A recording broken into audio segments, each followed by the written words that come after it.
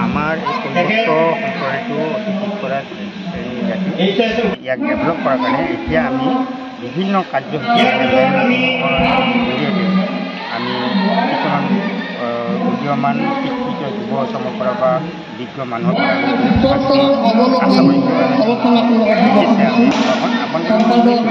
এতিয়া আমি চৰকাৰৰ যিবিলাক সুবিধা বিচাৰি আমি আবেদন কৰাৰ কাৰণে আমি এটা সুবিধা লৈছিলোঁ।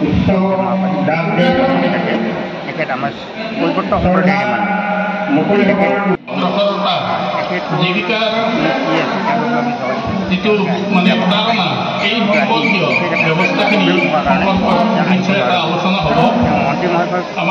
লগ ধৰি তেওঁ যাতে আমাৰ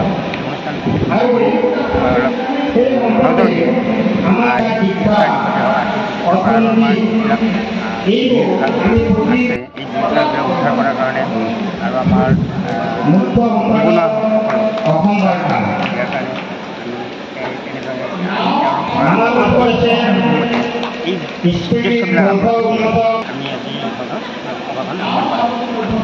কামৰূপ কৈৱৰ্ত বাৰ সমাজ সন্মিলন এটা অৰাজনৈতিক অনুষ্ঠান, সামাজিক অনুষ্ঠান। গোৱালপাৰা জিলা আৰু কামৰূপ জিলাৰ 12খন সমাজ লগ লাগি হোৱা এটা অনুষ্ঠান। 1911 চনতে এই অনুষ্ঠানটিয়ে প্ৰথমতে ভুমুকি মাৰিছিলে আৰু 1911 চনৰ পৰা আহি আজি 2025 বৰ্ষত 114তম বছৰত আমি ভৰি দিছোঁ। আৰু এই 114তম বছৰত বাৰ্ষিক অধিৱেশনত আমি বিশেষভাৱে আমন্ত্ৰণ জনাইছিলোঁ আমাৰ অসম চৰকাৰৰ কেবিনেট মন্ত্ৰী সন্মানীয় পীযুষ হাজৰিকাদেৱক। কিন্তু তেখেতে বিশেষ অসুবিধাৰ বাবে প্ৰতিশ্ৰুতি দিও বিশেষ অসুবিধা হোৱা হেতুকে তেখেতে আজি আমাৰ মাজত উপস্থিত হ'ব নোৱাৰিলে। তাৰ বাবে আমি আচলতে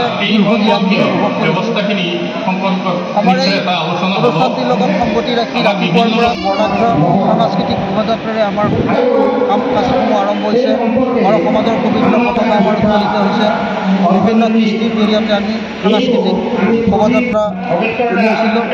সাংস্কৃতিক শোভাযাত্ৰাৰ পিছত মুকলি সভাত যোৱা বৰ্ষত উচ্চতৰ মাধ্যমিকত যিখিনি কৃতি ছাত্ৰ ছাত্ৰীয়ে ভাল ফলাফল প্ৰদৰ্শন কৰিছে তেওঁলোকক আমি য'ত সামান্য পৰিমাণে এখন মানপত্ৰেৰে সম্বৰ্ধনা জনাইছোঁ।